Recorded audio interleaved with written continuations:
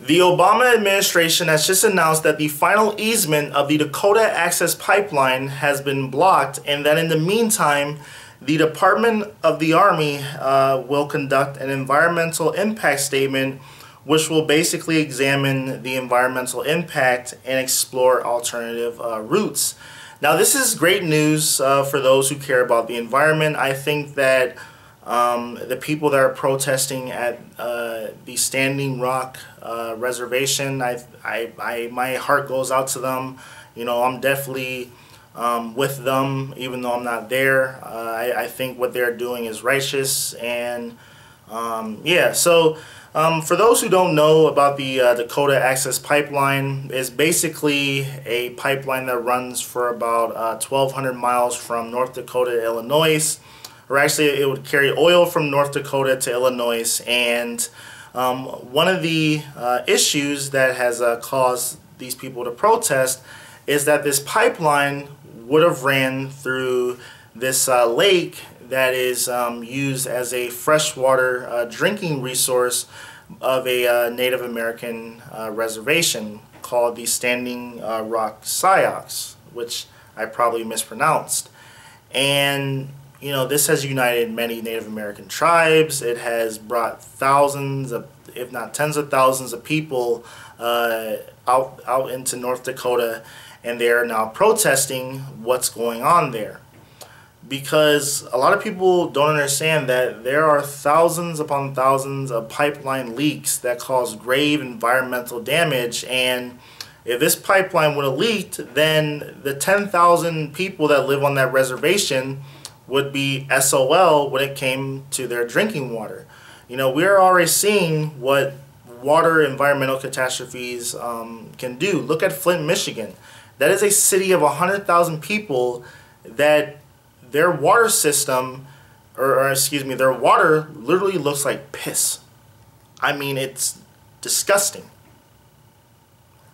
And it's like, you know, I mean, we spend trillions of dollars on our military. We give $1 trillion tax breaks, but when it comes to our infrastructure and protecting vulnerable members of our society, it's like the United States just doesn't care. And I don't get that. You know, it's like water is the most basic resource to sustain life. Without water, it doesn't matter how rich or poor you are, it's a wrap for you, man. You know, it's like the human body can only go so long without you know, consuming water until basically you die. It's like water is the most important thing on our planet. And there's, you know, a lot of politicians and a lot of corporations that take fresh water as, you know, as if like, or they take it for granted to a point where if they pollute a freshwater resource, to them it just doesn't matter. They feel like they live in their, you know, their white ivory tower and they're immune to it. But at the end of the day, when we start waging wars over water, you know, it's like we're going to wish that we would have cared more for our environment. And unfortunately, with President-elect Donald Trump taking office in January, we're going to see environmental deregulation on a scale that we have not seen before. You're going to see, you know, there's people in his cabinet already who want to get rid of the EPA. They think that there's a war on coal. It's nonsense. I mean, like he runs on this message of, oh, you know, if there's like this war on coal and like all these environmental regulations are in place and they're like destroying you know, these jobs, and that the truth of the matter is that everything's automated, and that's why you don't need to have 1,000 people doing the job that a couple of robots and maybe 20 people can do. And it's like, but these politicians keep spilling these lies upon lies upon lies. And look, you know, I'm not one of those people who are, you know, tying themselves up to trees and whatnot. I understand that, you know, we live in a world where, unfortunately, if we want to have the lights come on, we have to use fossil fuels. But I think there's a way of doing it that will not destroy our planet, at least, or at least not destroy our planet at the current rate we're doing now. I think that if you regulate a lot of these industries to a point where, you know, they're able to be profitable, you know, and then they are very profitable, but then also they're not destroying our environment.